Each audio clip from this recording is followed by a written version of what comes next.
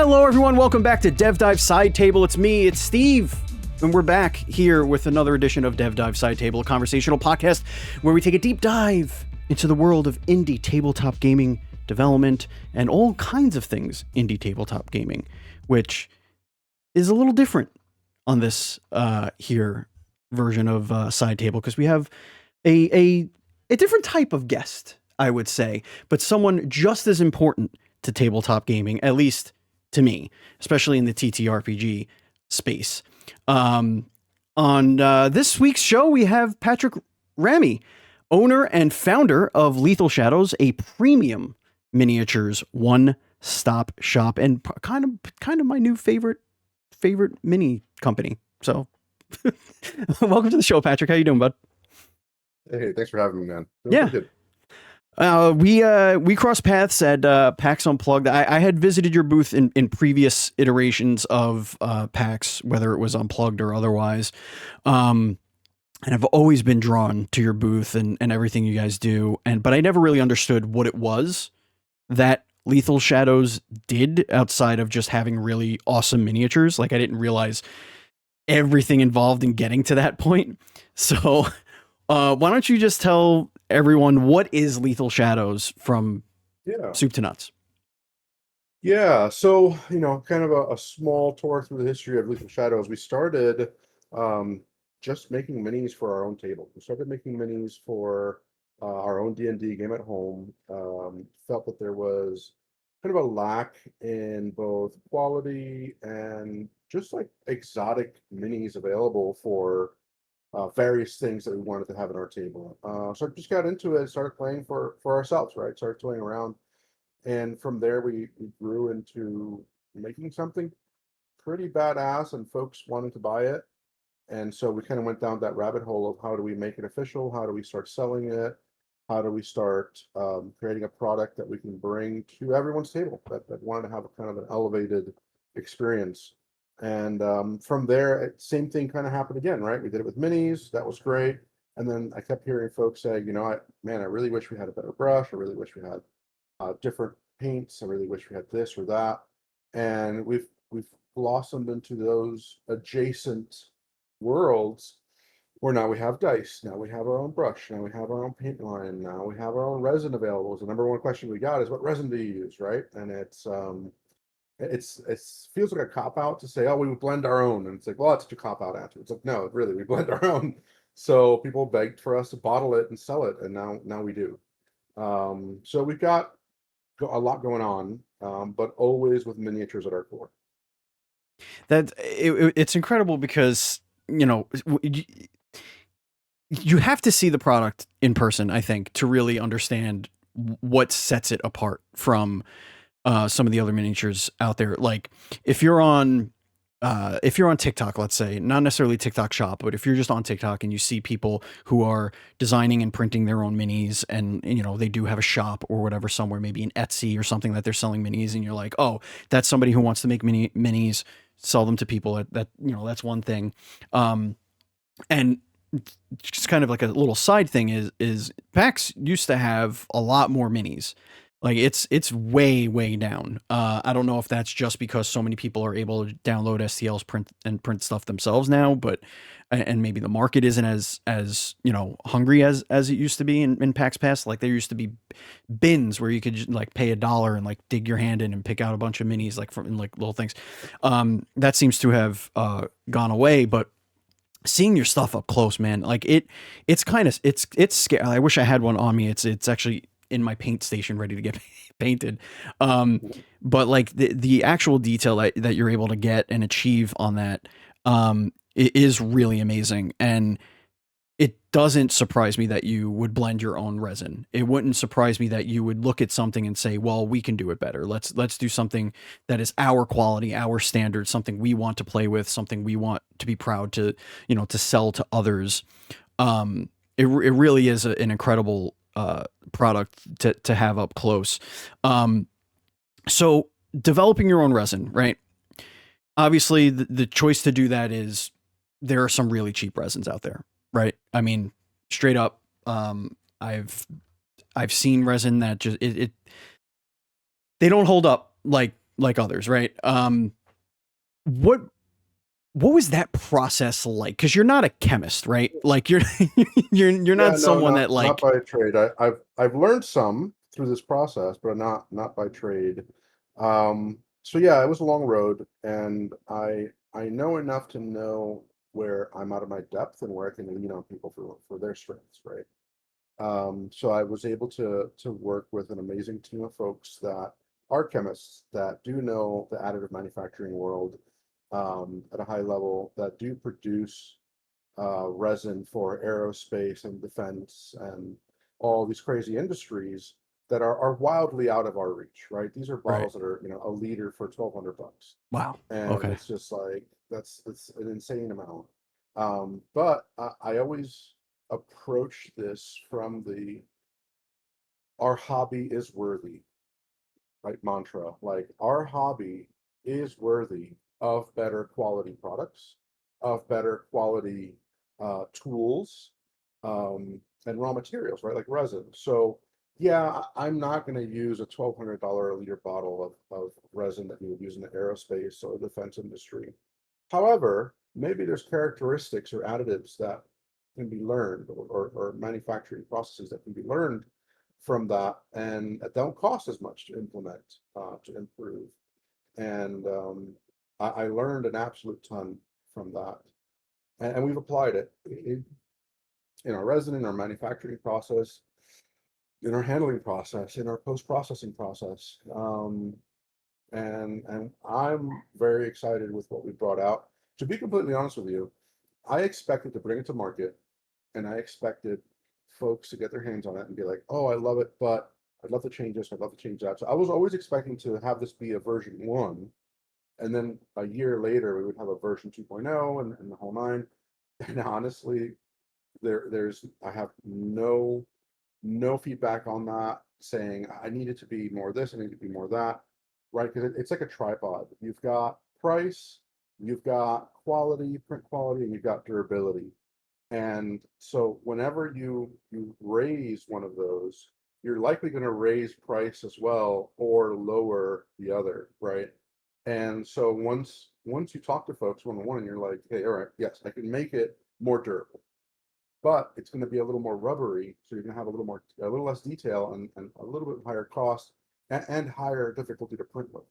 And they're like, you know what? Never mind. Like, yes, it could be a little better in durability, but if it comes at the expense of those other two factors, Right. those are in their sweet spot. Let's just not mess with it. Let's leave it.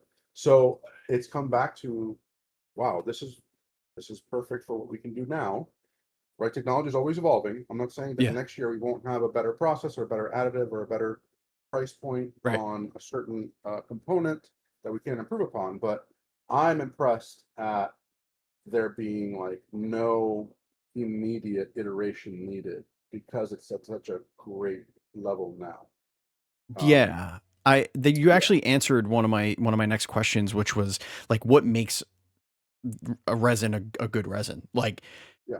I is it I mean, you did answer it. It's like you have that perfect durability to quality to affordability sort of sweet spot. But like if there is if it was for you and only you and you weren't trying to make a business out of this thing, would you use a $1,200 resin for your own like little minis? Like, is it that So we've much better? we've played with it. We've played with it. And I've seen samples printed with really high end Yeah. um, industrial resins. And yes, I mean you can literally get. I've seen some crazy stuff. You can 3D print a nail, and you can use a steel hammer on this resin nail and drive it through a wooden beam and secure wood with it and have it be transparent through and through. Wow. Like that's impressive as hell. You could print fairly fragile pieces with that and have it survive. Yeah. Um, you can actually there's resins out there you can print and you can sharpen and you can have an edge on it, right? Uh-huh. Like Well, there's some amazing stuff out there yeah. that that is just not necessary right now. Right. But listen, if those prices drop, if new things arise that allow us to do some crazy stuff like that, would I love to do that? Yeah, absolutely. I mean, we're working on some cool stuff coming out in 2026, to continue to elevate what we offer for minis. Um, and yeah, I'm always keeping an eye on it. So when it's ready, we'll go for it. But I think we're in a great spot. And like you said, you really have to see it because we're all desensitized, right? And the marketing in the world is nuts. Ultra hype, ultra creep, premium, best quality ever, the best thing you've ever seen, right? So we're just desensitized to that. Those things don't mean anything anymore. It's just like, yeah, whatever. And until you hold a model in hand, that's why I love that you were able to see it at Unplugged. Until you hold a model in hand, our models feel a bit heavier. Yeah. Our models look way crisper, even without priming. And once you prime it, you even see more detail. It's Yeah. crazy. Yeah. So that's why I just like to put a model in someone's hand and let that do all the talking. Like I don't want to put ideas in your head. Like here you go. Yeah. As a matter of fact, when I met Uncle Jesse at CES last year, um, that's all I did. He was really busy. He had a bunch of people around him. I'm a fan of some of the work that he's done. I just said hi. I was like, hey, here's my business card. Here's some sample minis. You're busy. We'll talk later. Don't worry about it. And a couple weeks later, he emailed me. He's like, hey, I just had to email you. I threw those minis in the bottom of my bag. I flew home with them. I dropped them, and they're still intact and they look perfect. I need to get some of this resin. I absolutely must. And I was like, yeah, absolutely. And that's when he made that video comparing it. And that's how I like to have those interactions, right? I don't want to talk at you. I don't want to try to sell you on something. Here you go. Here's the product. Go. And if you paint, if you play, if you've printed before, if you've had a friend print for you, it'll do all the speaking for you. Yeah. I mean, it really does. Like one of the ones that I have is like a grave. I want to say it's like a grave golem kind of thing. It's like a big hulking grave guy with like chains and like Yeah, yeah. he's like standing on gravestones and stuff. And the more I look at it, the more You find, yeah, artistry I see. Like you could see a ding in one of the chains. Like you could see like it's like cut a little bit, and like if you look at the bricks, you could see the how they're laid, and like one of them is just a little bit off, but has a little mortar in there that like it shows that it's a little off. It's like something is lost in the artistry when you're 3D printing, not necessarily a cheap resin, but just even on a cheap printer, or and there's nothing wrong with that. Like I have an entry level printer, yeah, nothing wrong with it. I'm learning how to yeah. paint right now. I don't really know what the hell I'm doing. I'm learning how to 3D print. I'm fairly confident I need to either replace or whatever the glass cover on the LCD screen. It does have I did look it up. It does have a protector, and that is what is getting scuffed. Awesome. So I need to do that because I can notice that as I'm printing more and more, the resolution and like that those fine details Yes. that I used to have are no longer It there. softens. Yeah. Yeah. So like I'm looking at it, I'm like, oh, okay. I guess this is what a low level. I think I have the Elegoo Mars 5. So it's a simple little 6-inch little build plate. I maybe print out 4 to 6, 8 minis depending on the size, but it's losing detail. Like I printed spiders, and like half of their limbs are snapping, like before I could Yeah. even get them off their supports. Or Yeah. I have these little goblins that like half of their weapons keep snapping and falling off their arms and things like that. And you start to notice, oh, this skeleton's face is just like smooth, like it doesn't have any of those look details. Like if I zoom in, I could see them. If I print bigger, those things will show up. But when I'm printing actual like 28 millimeter minis, it seems to be losing that. And so seeing what you have up close, and you're like, wait, hold on. I honestly didn't know it was possible. Like I thought that to get those kinds of details, you needed to have like an injection molder or whatever it is type thing, or like you have to order from some sort of huge factory, or that specializes in this kind of thing, that you get more money, or you get more you have pay more money, but like you could do it economy of scale. So like if you're paying this much, you get Yeah. a bunch of money. Like board game stuff, like a lot of board games Yeah. will have Just some mass really high produced. quality, yeah, mass produced, but like pretty high quality. Like you get a lot of cool Mhm. detail in some of those. Have you worked with any like board games or anything like that, like printing Yeah, their pieces for them? Are yeah, there any yeah. that you could talk about?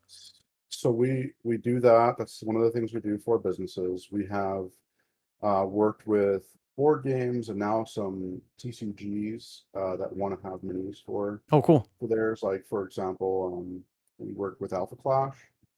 We did their Chrome model that was released at Gen Con. I want to say this year, and very well received. It's funny because even though we didn't widely market it, out of respect for them, I wanted it to be their event, I wanted it to be their release. Mhm. Um, Folks bought it, saw the red mini, and brought it to our booth, and we're like, "Hey, did you guys make this?" And it's like, "Yeah, we partnered with them. It was That's awesome." so So it was cool. actually really cool. Yeah, it was really cool to see. And then we've also done some Kickstarters. We've fulfilled for Kickstarters. We're partnering with more and more board games now to do several things, to produce minis for them digitally, right? And then if they want, we can make masters or limited runs for them or the full production run, and they can have mass production, at scale, like you mentioned, overseas. And one of the big benefits that we have is we offer agility because we're a small enough company where we can be quite responsive, and because we print and produce everything here in Seattle, in the Seattle area, um, they get the shipments quickly. Yeah, There's no overseas shipment or tariffs or any of that stuff kind of hanging up those deliveries. And because we do so many events, we can just deliver to them at the event, right? Which is what we did for that's Alpha awesome. Clash. So that works pretty good. But yeah, those are we're doing more and more of that as companies kind of discover us. And I mean, you formulate the resin. You formulated your resin. Are you also producing it in the States, or are you, now that you have your Yeah, so formulation and you kind of send that out and that's something that we worked with, and we did some samples here in the US. And even though we might have it manufactured in the US, let's say, like all mixed and combined in the US, the raw materials still come from overseas. yeah, So it's where you decide in the production chain to move that into the US, right? We did not see any benefit at all as far as quality of product, turnaround time, any of that stuff in the US versus overseas. So we do have the resin mixed and produced overseas and bottled overseas and then shipped in, ready to go. We're always keeping an eye out and seeing if we'll work with some partners here in the US. Um, there's something we're working on right now, a little bit longer term in that vein, but we really can't talk about it much besides that. do you see like kind of like a 5, 10, 15 year plan of you being m- a manufacturer of Yeah, this kind of thing, like as opposed to, yeah, novelty, you know, yeah. kind of situation? Absolutely. That's definitely something that we are planning for. We keep adding more manufacturing capabilities into our repertoire, whereas resin printing is obviously a cornerstone of what we do. We do some filament as well, some small scale filament. We also do subtractive manufacturing, so like laser engraving and cutting. We have quite an operation for that here, and we do a lot of local business work here. But I'm also looking at potentially injection molding. We're looking at moving into a new, bigger warehouse where we can really set up a proper injection molding operation that is wildly expensive to do. But I do believe there's a benefit to onshoring some of that manufacturing. Um, and so, yeah, so we're betting on that. And we're putting our money where our mouth is. I have my video of showing your minis right now that I procured at PAX, so Oh, they're cool. showing it up right now. But I mean, I'm just looking at them now. I'm like, oh man, I forgot how cool that that looks. And Yeah, wait till you prime them. Wait till you prime them. They're gonna be floored. yeah, I wish I knew how to do that well. I'm using Yeah, like cheap Amazon like acrylic paints and like, paintbrushes I got from yeah. the 99-cent store, around the corner. Kind of like I need to learn how to like do before I invest in, the quality product that I feel like I'm gonna waste. Uh, that's Yeah, kind of like so my approach. I have a recommendation for you. If you want kind of a middle step between airbrush and brushed on primer. Hmm. Um, so everyone says you can use rattle can, which you can. But there's a particular rattle can that you can use. Here it is. It's from Tamiya. So Tamiya. It's the gray ultra fine. It's important that it says ultra fine primer. Um, and I think you'll find you'll like that a lot. I know they've been changing their marketing or their branding a little bit, so it might just say fine on it. Yeah, fine But yeah, surface primer. yeah, that's it. It's Okay. two small cans you can get from Amazon. So give that a shot. I recommend doing it from, not super up close and doing a couple passes. Yeah. And you'll be surprised how good of a primer you can get with that stuff. Um, it is almost airbrush quality. Huh. And speaking of airbrush quality, you have kicked the door in and started waving around some high quality paint products now, including a an airbrush kit and whatnot. Actually, funny story. When I returned from PAX, a coworker of mine had gone to PAX, and we didn't meet up. I didn't bring my work phone. I had no way to really like find him. But he was like, "Oh yeah, we went. My wife entered the painting competition. She won. I think the uh, picked by the enforcers. Like she won Mm. that award." And he was like, this booth, Lethal Shadows. I'm like, yeah, yeah. And I was telling him like, what, my favorite part. And he was like, yeah, I had to buy the airbrush. So, Oh, that's awesome. yeah. So you're definitely catching Yeah, eyes with that product for sure. those sold out rather quickly. So he got lucky because we had folks like back even the display model sold, to be honest. And yeah, we're really proud of it. It's won a couple of awards already. And once again, it was another thing of just opening my ears and listening to what people were complaining about and saying, our hobby is worthy, and Hell yeah. we should have something to be proud of in that field. And I'm not saying that we are the best airbrush ever made, right? That's not Sure. even accurate. Um, we're not going to be the best airbrush ever made. However, we are going to be the best airbrush kit for beginners. Um, and it'll have plenty of legs to let you grow within that kit before you have to invest another $600 on this, just the airbrush. Yeah. I think for the price you're getting amazing value. So yeah, so we set out, and once again, I am not an airbrush or aerodynamics engineer. So I leaned on some really good people uh, to work with them to come together and see what we needed, what was desired, what is an acceptable price point and performance trade-off and ratio. And yeah, we targeted the pain points. That was always my goal. Like, let's make a huge list of pain points, right? Well, number one, it's high barrier of entry. Okay, great. Let's break that down. What makes it so hard to jump into? What is so overwhelming to jump into? And it's like, well, there's so many little parts and pieces. Great. Let's break that down. How many parts and pieces? What are they? What can we eliminate? Right? And it was things like, well, the cup, you can unscrew the cup and you can cross thread it and damage the body, or you have the wrong size cup or whatever. It's like, great, let's remove that. Let's have that welded on, be permanent. Will it be as versatile? No. But will it be good for the 95% of people when they're starting? Yes, great. Now that we did that, what can we do special with it? And it's like, well, because it's welded, we can have the throat of the cup going into the body be much bigger. So it's easier to clean, easier to mix, easier to see what's going on in there. Right. Great. Let's leverage that as a competitive edge and as an advantage. And you just keep doing that over and over again, going through the whole product. And it's like, great. Now we've got the product, we've got the portable compressor, we've got the airbrush. That's it. And it's like, no, no, no. Well, let's give them a hose. Because what if they don't want to have the compressor on there? What if we want to, okay, great, let's give them a hose. Okay, that's it, we're done. It's like, no, no, no, let's keep looking. What things do you need to expand with an airbrush? What would expand capabilities with this? So it's not just a beginner airbrush, but you can grow with it. Well, you can get different needle sizes, and that's a pain in the ass too, because you have a different needle size and a different nozzle and a different this. It's like, great, let's pair them. Let's offer them together and include it. So you have three different needles, all with different nozzles, all matched, ready to go, no guesswork needed. All the fittings are universal.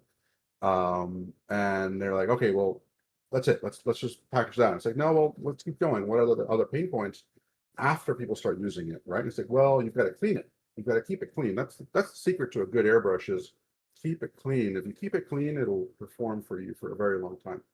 Well, let's give them a cleaning kit. Like, of course, let's give them a cleaning kit, you know? And it's like, okay, cleaning kit is in there. Well, that's it. And it's like, well, let's keep going. What through use? What are the pain points? What else can we? I want to cram everything I can in here. And people are like, well, if you're in a high moisture area, you might have moisture buildup. And well, how do you fix that? Well, it's for the moisture trap. So we have a moisture trap included in there. And it's like, okay, yeah. So we went down the line and got everything as much as we could fit in there value wise to prepare you. I hate when I buy something like, okay, here's a kit to get started. Oh, by the way, you're going to need these three other things. You should also pick up this. It's like, well, That's no, so it should be obnoxious. part of the kit. Yeah. It should be part of the kit, you know? And so we did that. And with the compressor, you know, me personally, when I buy into an ecosystem or to electronics, I want to know that they're future proof. I want to know that they're serviceable. I want to know that, for example, if a device I buy, the battery dies, I can replace the battery, right? And so we made a removable battery with a very robust connection system so that even if you remove it a bunch of times, it'll be solid. You can see through LEDs the battery level on it. USB-C chargeable, so it's universal cable. None of this, stuff. You have to have their own cable for it.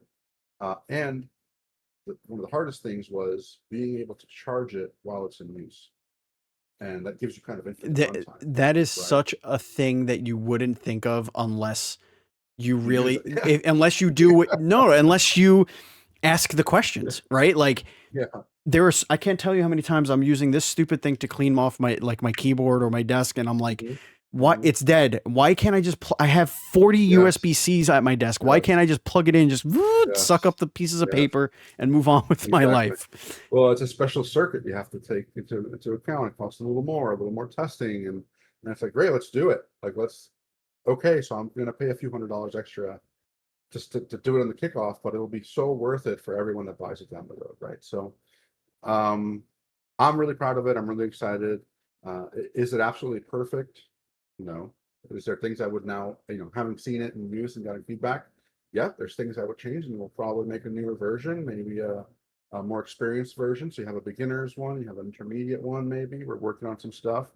Um, have there been units that were faulty or came, misassembled or malfunctioned? Yep, it happens. It's part of manufacturing, right? But I can tell you this, we've taken care of every single customer who's ever reached out to us. And every single one has been happy and excited and made whole. And they can return back to their having fun with their hobby and not worrying about their tools, right? So It's awesome. we always do our very best to take care of our customers. Um, and sometimes it means we just eat a huge expense, and even though we could have likely said no, and we could have likely stayed, said no, well, this is over a year old, man. You've been using it, beating the crap out of it, and it's like, no, you know what? Yeah, I'll make an exception for you. It'll be an exception because I'm not going to do this every year for you, but I want you to love it. I Yeah. want you to love it beyond anything else. That's a refreshing take because, obviously we live in a world where everything's made as cheaply as possible so that it could be replaced. And it's always a fight to replace. You're fighting for, did you get this warranty, that warranty? Did you try and fix it yourself? Sorry, we can't help you kind of thing. But it seems like you're taking the approach of I stand by our stuff. So Yeah, if why would I give you something that is subpar? It's only going to make your experience worse, and it's not worth the it's not worth that upfront little cash that you make on that first initial sale. Like, full stop, you have a customer for life. Like, if I see something cool that I want, I'm gonna buy it from you guys. Like, I'm not going, like, the only thing I haven't jumped on is the paint just yet because I have so much of the cheap shit like just sitting here. But like, I'm not gonna put my cheap shit on your models. Like your models are going to stay unpainted until I could upgrade and like get some good stuff. I have the scepter, which has been a life changer for my How wrist cool's that, right? and like how I can turn things around, like pivot and like change the pins so I can make it, like exactly in the shape that I need it to be. I can paint under stuff because I don't have to like it's wonderful, and I don't get as much paint on my hands, although I do get crazy glue all over me when I'm putting stuff together. But um yeah, like knowing that you do stand by everything like that, and I remember from our conversation at PAX Unplugged that like the one thing that stood out to me about your company was, I saw the business cards, right? Or we actually, I first I saw the email from, to come by and like, hey, come by the Oh, booth, whatever, that whole thing, and it was Patrick, the owner or whatever, and I'm like, okay, well, most of the time that person's not there, right? Like most yeah. of the time they may show up on the first day, shake hands, kiss babies, Yeah. whatever. Um, and I remember being there and I see the card and I'm like, oh, and we hadn't met at that point. And Joe was my main contact, one of your employees. And I'm like, is there like, can we like talk to Patrick? You're like, yeah, he's right there. Yeah, well, Yeah. come sit. And you didn't sit down and be like, all right, let's, give me 50 minutes. We spoke for an hour, Yep. just Yeah. sitting there. Yeah. I'm learning about your passion. I'm learning about, everything that we're going over right now. And like, it really does put things into perspective as a consumer. Because right now I don't even know where to start when it comes to 3D printing and painting and like all that stuff. I just kind of Google shit and just hope for the best. But I know that with you, I can ask you a question. I can ask you for a recommendation of something like you just did on this Yeah. podcast. You just gave me a recommendation that wasn't your product. Uh, Yeah. Yeah. because you're a genuine dude and, really helpful. And like, I think that's something that a lot of companies just can't do really, based Yeah. on like their scale or where they're based out of or whatever the, thing may be. How do you plan on, as you're growing, as you're getting bigger, as everything's kind of snowballing? Because it is snowballing for Lethal Shadows. Like I remember what the booth was like, a couple of years ago. Like it's snowballing. It's Um, changed. Yeah. you're becoming like one of the honestly like must stop booths on the Oh, floor. Like thank I you. stopped by I'm fairly confident I stopped by your booth like 7 or 8 times. Like That's awesome. because there was always something I missed. There was always something I was like, oh, do I want? I want to buy that. I want to buy It's that. jam packed I with want to buy stuff. those three cats in a trench coat mini. And so I did. Okay. Awesome. But yeah, it's like, how do you plan on keeping that connection and keeping Yeah. that involvement from, the top down for Lethal Shadows? Yeah.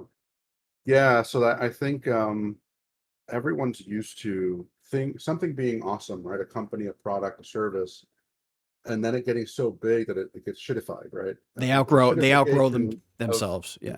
yeah of the product. It's like either it became more expensive or the terms changed or the rules changed. So I I am very aware that one of our greatest strengths is our agility that comes from being a small family business. Up to this point, knock on wood, every convention we've done, I have personally been at from start, first in, last out, every single one. Um, and starting the first time that'll be not true will be in March of 2026 because for the first time ever we're splitting the party. We're doing two shows simultaneously. Wow. So Okay. my wife is doing one and then I'm doing the other, which is going to be a wild experience. But going back to your question, so I have a just kind of severe focus on the customer experience. And say what you want about Amazon and the behemoth that's become, right? The reason it got so big and so popular is because they kept a wild focus on customer experience. It was how can we make sure the customers have an easier time using our site, easier time doing returns, better policies that favor the customer at the detriment of the sellers most of the time, Yeah. right? Yeah. But always keeping that focus. So same thing that I'm I'm focusing on. I want to make sure the customer experience is excellent every time. And if there's an issue, we handle it. We make sure the customer's happy within reason, because you have people that also abuse things, right? Sure. So that is our mantra, and my promise at the same time is focusing on the customer first. Are they having fun? Are they happy? That's exactly what we're focused on. And everything we do, every expansion, this I'm designing a new booth because we're going to be doing 2 shows simultaneously. So at the core of that booth is what you were saying. What can I do to make the customer excited to come see us and want to come back? Right? It's not what can I do to extract the most money from our customers. It's not what can I do to spend the least money and still get money, right? That's what massive corporations would be looking at. They look at MVP, which is minimum viable product. What's the least I could do to get your dollar? And that's never in mind for me. To our detriment sometimes. There's a couple of products that we actually lose money every time we sell it. But we want it to be a really cool experience. We want it to be a pretty unique product, right? So we're always focused on that, on the customer experience, on the customer value, and that's my goal. And honestly, we've had a couple of people that wanted to invest in the company, and they reached out and we went to a bunch of meetings and good people, you know. But part of it became, well, how do we cut some corners? You're making this lump of money, but you're also spending almost as much to make an awesome customer experience. How do we reduce the customer experience to keep more of those profits? And it's like, man, that's the wrong question. It's the Shark Tank mentality of like, yeah, I'm a partner. I need to make my money and get out. Like yeah. So it's yeah. like, no, I almost treat our booth like a theme park, a miniature theme park. It feels like a museum. It feels like, but Yeah, not in a bad. That I guess that's a bad analogy. But like, you have everything in a case, so you could see everything, right? But then you also have these tiny displays where you could pick up the mini and you could look at it. You could get up close with it. Everything is labeled nicely, so like if you do see something you like, you could say I would like, and you say just like the 5 number, whatever it is, the 2 letters, 3 numbers, and you're like, here it is, like it's in this box now. Like it's like very quick. You see something you like, you ask. You have great yeah. staff. Like I'm not Thank you. great staff. Like at no point was I standing at your booth looking at something that somebody didn't ask me how I was doing, That's awesome. what my interests are, like what can I check this thing out, like not trying to sell anything really, but like Just excited. accidentally selling like 8 things. Like it just happened to be that way. Yeah, it is a premium booth. I'm curious to know. I'm curious to see what you do to change it, because you did have like things set Oh up in like man. two areas. Yeah. And unplugged. You had this like really cool, like like I forget I guess you call them gotcha like things, but like Gotcha ponds. I Yeah. love that shit. Some people have it has a connotation, but like no, you clearly know what you're getting. Like Yeah. they're all themed. They're all like, I like spooky stuff, so I went to the spooky one. I wanted some larger stuff, so I went to the larger one. I got big stuff. Yeah. It was totally worth it. Like the minis I got from that were awesome. But I'm curious, like, are you redesigning them because you're gonna have like less staff at each now, or are you redesigning it to like make it No. one space, or like Yeah. So what's the reason for the redesign? so a couple of things from what you mentioned. So the reason for the redesign is we need a new booth because we're going to need a second booth, right? So that's Oh yeah, number yeah, one, the duh, reason, yeah, right? But while you're doing it, I'm like, well, why do it exactly the same? I could. I know exactly what all the parts are, but do I want to just do the same, or do I want to improve it? Right? Do yeah, I want to? So we're taking an opportunity to improve it, and we're making something pretty unique, pretty custom, that is going to elevate the experience. But to be honest with you, it's going to allow us to exhibit a lot more easily. So something you don't see is what you experience, what you got to enjoy. That booth is 8 pallets, 10,000 pounds and it takes 16 people Wow. two full days Wow. to build. So it is wildly unwieldy because it has the customer experience first and ease of setup and teardown last. So what I've been able to do over the last few years with this booth and building and knowing it intimately, I now have a laundry list of myself. I'm the user now. I'm the customer of what I would want for the setup and teardown. So it's going to make it a lot easier for us to exhibit, which means we can do more shows. Which means our crew is still going to be paid the same, but do less work, right? I don't want to cut staffing. I am very much about the customer experience, and one thing that is kind of irks me when I go to a store and I'm looking for someone to help me, Yeah. and I cannot find anyone. Yeah. Or there's one person that has 3 people waiting for them, right? So you're way understaffed. So I want to keep the same amount of staff, have the same footprint, maybe a little bit bigger, just to give everybody a little more breathing room because the booth gets crowded. And then make it easier for us to set up and make it easier for folks to do self-checkout. And something we piloted here at this show at Unplugged was we had those self-checkout QR codes where you can scan it, you can see our whole catalog. So you can actually go to lunch and you can be sitting down with your friends at lunch and like, oh, check this out. And you can put an order in right there. And then we'd have the order waiting for you when you come back to our booth. That's awesome. And that's the customer experience I'm talking about. And if you're savvy enough, you could technically bookmark that and then go back to it for the next show. And before the doors even open, buy everything you wanted, have it waiting for you. So you get all the exclusives, right? And that's by design. I wanted to keep it that way. People that are that follow us from event to event and that know that they want new stuff because they have everything we have already. Yeah. I want to reward them. I want them to be able to pre-order that stuff and have it waiting for them at the booth so that they're not having to do, doorbusters, getting in line at 6 a.m. on day one to try to run to our booth. But once again, customer experience, right? Why? Why do I have to, dude, you're on vacation. Wake up at 9, 10 a.m., stroll into the booth and get your stuff. Yeah. Right? It's that easy. It can be that easy. Why don't we do it? Yeah, I mean, I think it's just you have the right mentality of if the customer experience is awesome, the customer's going to just keep coming back. It doesn't matter if, if you don't have the thing exactly for them. Like I've been in a situation where I've made up something that I've wanted that I didn't know I wanted because I was just like, I need to have one of these. I need to bring one of these back. Like I didn't know I needed the scepter. I had no idea. I was like, Yeah. you know what I was using? I was using a Sprite bottle and a bottle cap.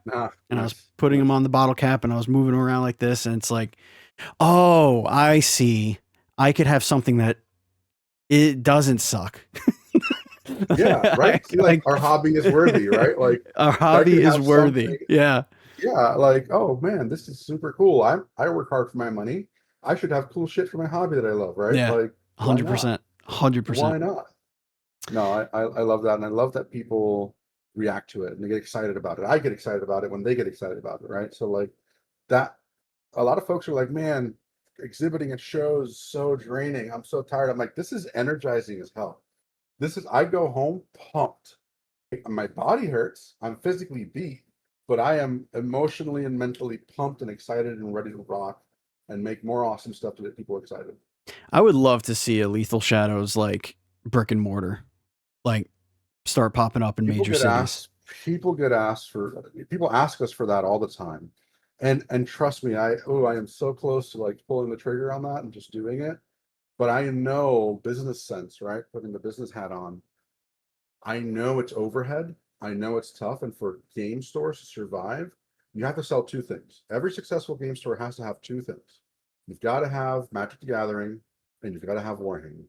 Like, there's not, if you want to put a third in there, Pokemon. Like, there's not a game store that doesn't have those 3, or at least one of those 3. Because simply, Amazon, right, as amazing as it is for the consumer, is winning so much of those sales, so much of that traffic, you can't compete because they don't have that overhead, right? And they're passing those expenses on to the sellers. who will then pass it on to the consumer, but it's not that big. Um, so we're looking at warehouse spaces. We're considering a space that has a storefront attached to it, a storefront section where we can open Lethal Shadows brick and mortar. I'm considering making it a showroom for B2B wholesale customers and stuff like that. But obviously, local customers are going to be able to order and pick up locally to go see it. Mm-hmm. Um, Once again, I'm not gonna half-ass it, right? If I do it, I want it to be a freaking experience, You want it to right? I be want it to be what you want it to be, like what you would exactly, want it to be if you were walking into the place. What exactly. have you thought about doing focusing on the art side of it, where like design, print, paint, like having paint classes or like doing something like that, as opposed to Oh yeah, just selling the, for example, let me just give you, because when you were saying, stores would have Warhammer, like I was introduced to Warhammer for the very first time at PAX Unplugged. Like I have no idea. Like I know what it is, but I don't know how it was played. I used to play Mage Knight back in like the early 2000s. Like that was like a game that, it's similar, but not really. Um, and I got the kind of the rundown, and I was like, there has to be a market somewhere for people making custom versions of the factions in Warhammer, like designing their own figures for yeah. So there's Warhammer. a name for that. So those are proxies, is Right. the term for it. So you can make proxies for it.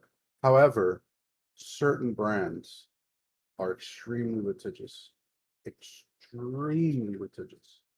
Like even the mention of it being related to Warhammer will get you a cease and desist or a lawsuit. Interesting. Like extremely so. There's actually a case going on in the Italian courts right now where a certain company went after one of these sculptors who made their own flavors of models.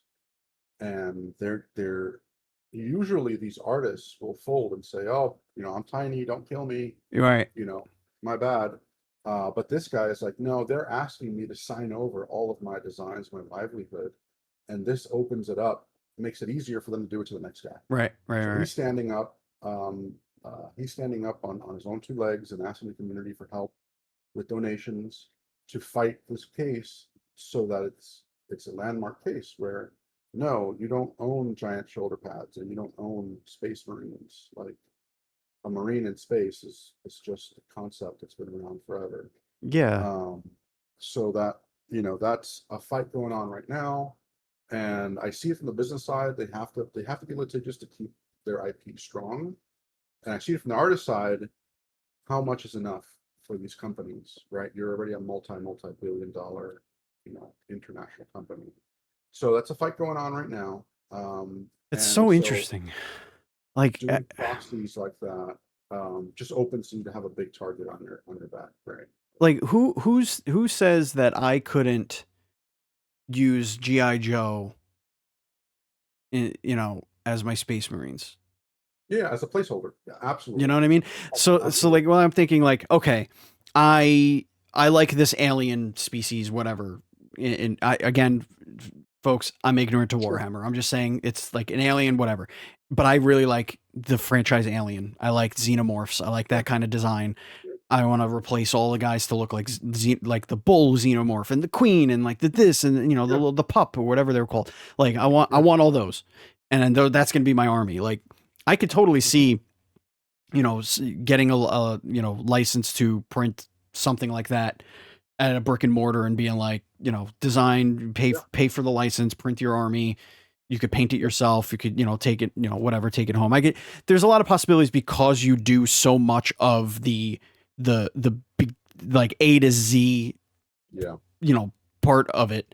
Um, like people, not everyone has access to 3D printers. Not everyone has access to or knows how to use like a CAD or something like that. Like 3D sculptors are still really important. Oh yeah. AI, those AI programs that like take an image and make it into 3D, you're just like, that kind of sucks, not gonna lie.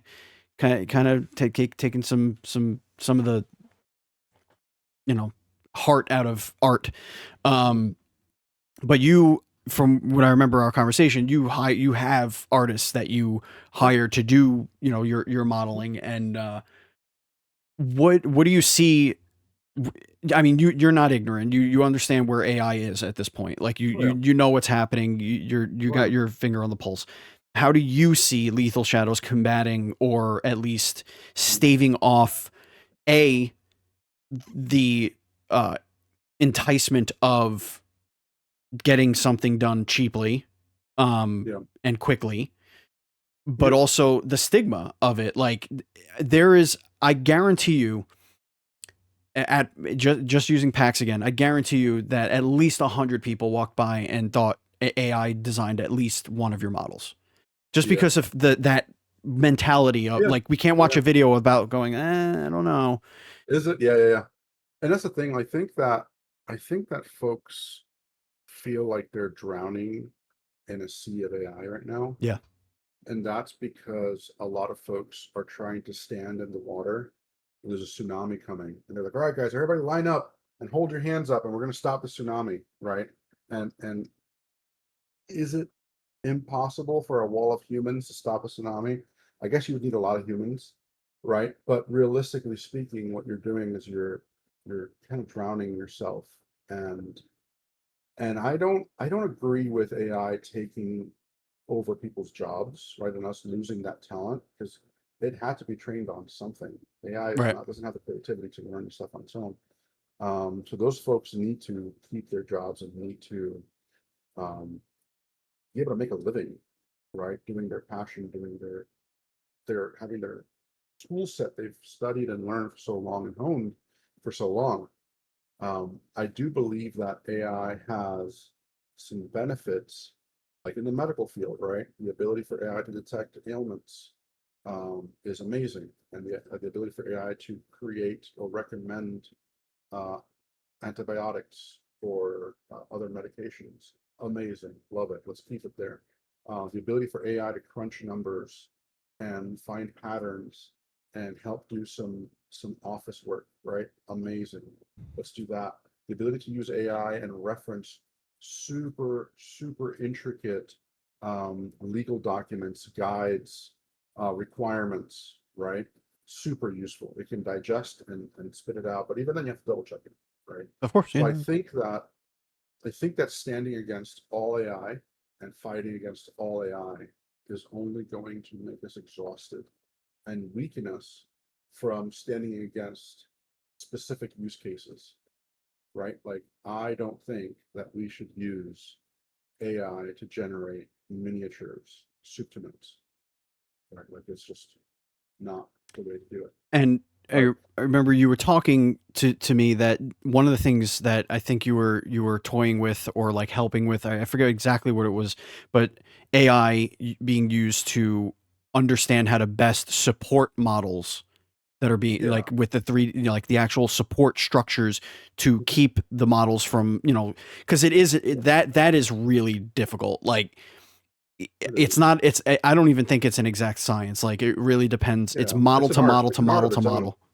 Yeah, it's an art of its own, and for us, I do most of the intricate supporting for our models till this day because I've been doing it the most. I know it the best, at least for our studio, and AI can help do like a first pass at doing supports, and that first pass can get better and better over time. But in the end, a human will still have to go through and double check it, at least Right. for now, Right. and in our studio. Um, I have what I have seen is AI has allowed people who can't draw to convey ideas they had. So we have customers that come out and say, we do custom minis, right? So they come out and say, hey, I have a D&D character. I've been playing him for 15 years. I want a custom mini made of him. And usually that would mean, okay, we sit down, we have a conversation, and the customer gives me a write-up, a detailed write-up of the backstory, what they're wearing, their height, their posture, how they move, everything, right? And then we give that to our artists, whether it be a concept artist, if they want a concept art piece done as well, or directly to our sculptor, if they want directly to sculpt. And then that is iterated on. Then the sculptor comes back and says, hey, how's this? How's this? How's this? And we go and we start to refine. So that makes that process pretty expensive. Now with AI, customers are coming to me and saying, hey, same story. I've been playing this character for 15 years. Here's an AI image that I generated of him. Right? It's not something that he would have paid a concept artist to draw it for him. He would have just described it anyway. And we would have iterated. And they came to us with that already. We didn't ask for it. It was just there. It knocked down a barrier of entry for them to come to us and ask for a custom mini when they may not have done it at all because they didn't want to bother explaining everything. They didn't want to bother going through the iterations, Or or they didn't felt know how. embarrassed so they couldn't draw it, or didn't know how. Right. So now they come and they're like, oh, it took me 4 days of prompts to refine this to where it's my character. This is my character. Can you make this a mini? And even then we'll go and say, okay, well, you can't make this a real model because this is too finicky, too small. This angle has to change. The proportions are weird. Let me fix it. See how that looks better. Oh yeah. So there's still the artistic touch to it that we give it, but it empowered them to come to us at all, right? They would have not done it at all. How do you balance, so those prompts and what that customer used to create that image? Everything from that point forward was probably, the dirtiest word is stolen, but it learned from other artists. Like, how did your sculptors and you go in and say, we want to capture this essence, but we're not taking these techniques. We're not going to take this, Sure. how do you kind of balance that? I have friends that are artists that, like, in the beginning, when AI came out, I was like, holy shit, I can make anything that's I could think of. Like, I could put in some prompts. I get these sick monsters, my BBEG, like I could do everything. I could make my whole world, every idea I have in my head, I can make come out. And then I started to play games with artists that like do commissions, and they're like, here's why this sucks, because X, Y, this is taking from these artists and mashing this in, and like at some point there was someone at I forget, one of was it Gen Con that did card art for Lorcana that was selling AI art I heard with about like extra fingers in the thing, and like all, like just straight up like that's that's a extreme side of things. case. Yes, Yeah, yeah. they were an actual artist at first, but like clearly something got lost in the shuffle there. But Yeah. going back to my question, Yeah. you have somebody come in here, like, ethically, where do you say, okay, to the sculptor, I don't want to make this image, or like, do you say like, this is what he wants, or like, how do you kind of navigate that So conversation? we use the piece they gave us that we know is AI, right? AI generated. We will use that as a reference point. Like, okay, Like a your mood board. guy's left. Yeah, your guy's left-handed. Your guy has a scimitar on his hip. Your guy has a sash. Your guy has this, that, and it'll convey, 1,000 words, right, if you will, Gotcha. with an image. But we are not taking that exact style. Like, if it looks like straight up Aladdin, right? Like, this is Aladdin. Okay, we're not doing that. That's Disney's Aladdin. But if you want all of these things that make it that, right? If he's wearing funny shoes, he's wearing a funny hat, if he has like a prosthetic arm, if he's wearing like whatever you want, we'll do, and we'll convey that. We'll receive that from the image, but we will recreate it in our style. And that's the best you can do. Yeah. At this point, because Yeah. we are not all knowing.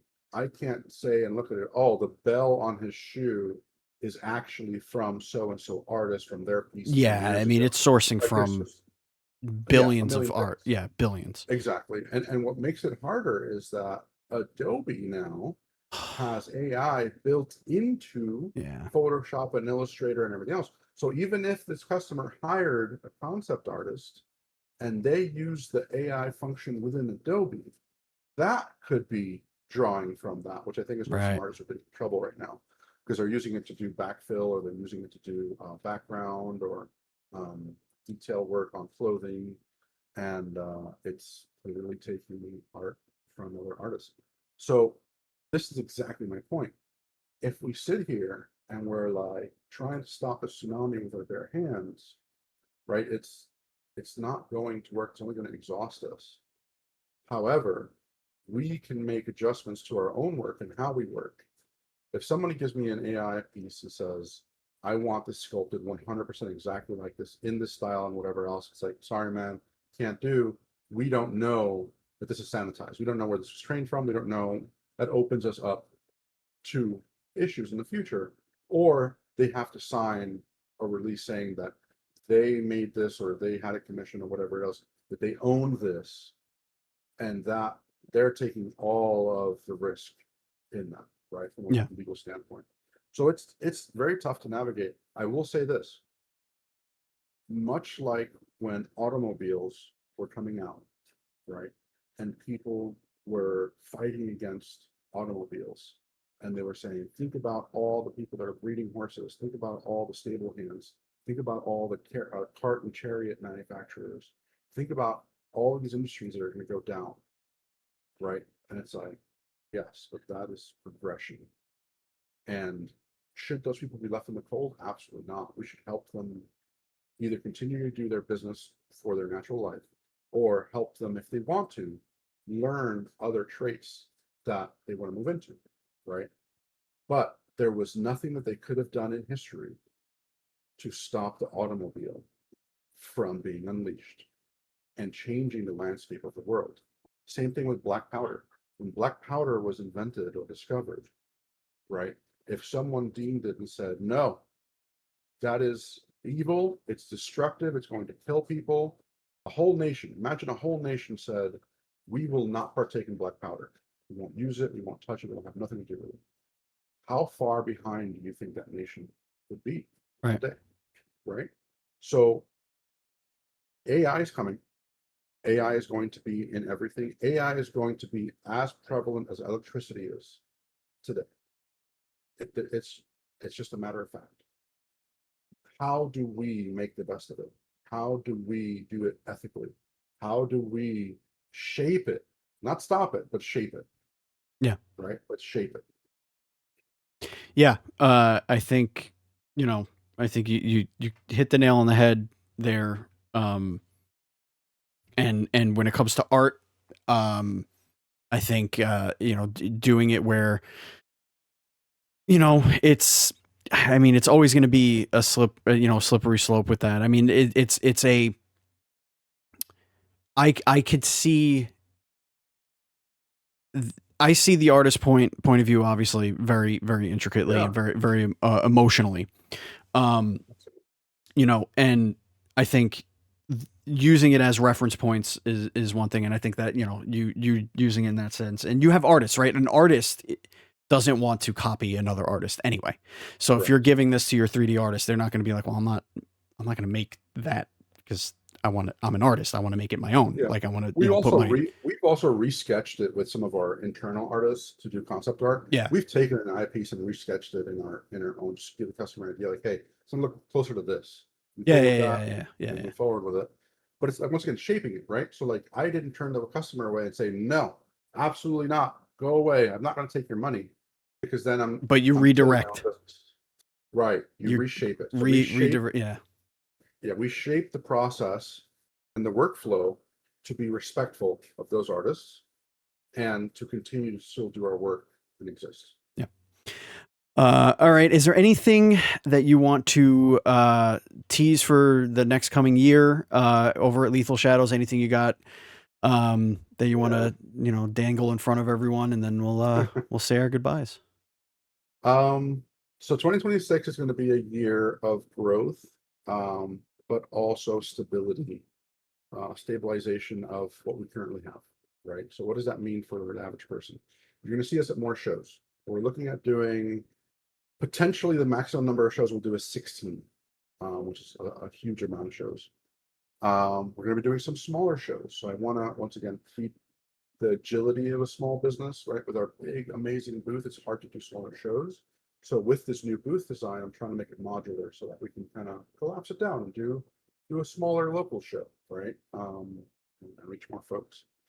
And other things you have going on. So You might have heard us mention it before. It's still on the schedule to do a sci-fi line of models. Right now, we have a lot of fantasy models, and we love that world, and it loves us.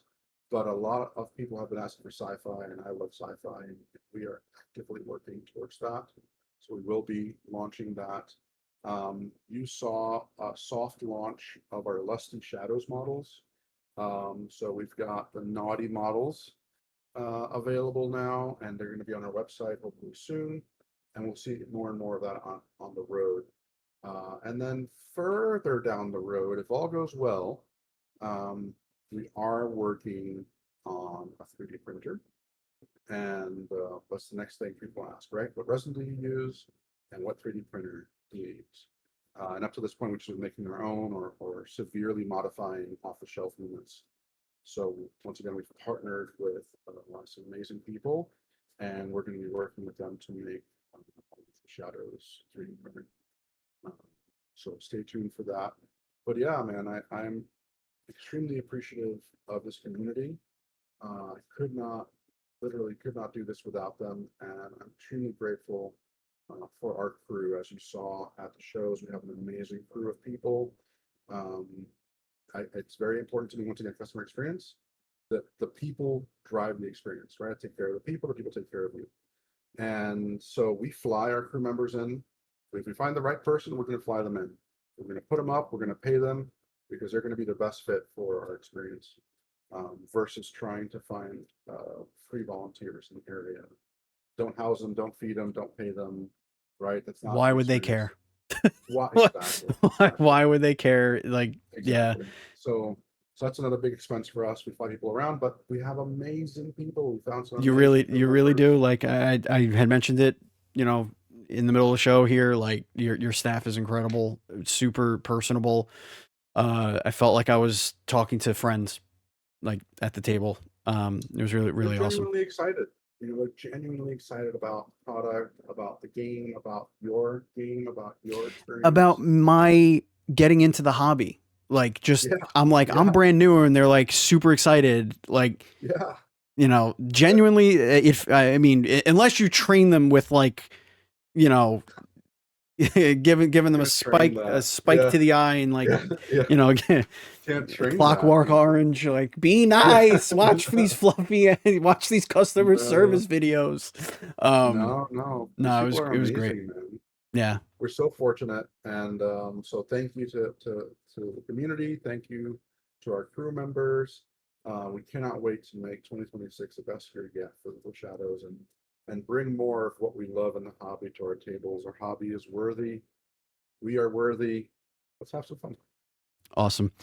Thank you so much for doing this, Patrick. It was an absolute pleasure hanging out with you and talking with you. Folks, go to lethalshadows.com. You could buy everything on there. Everything is really easy to find, easy to buy, and you could support this awesome company.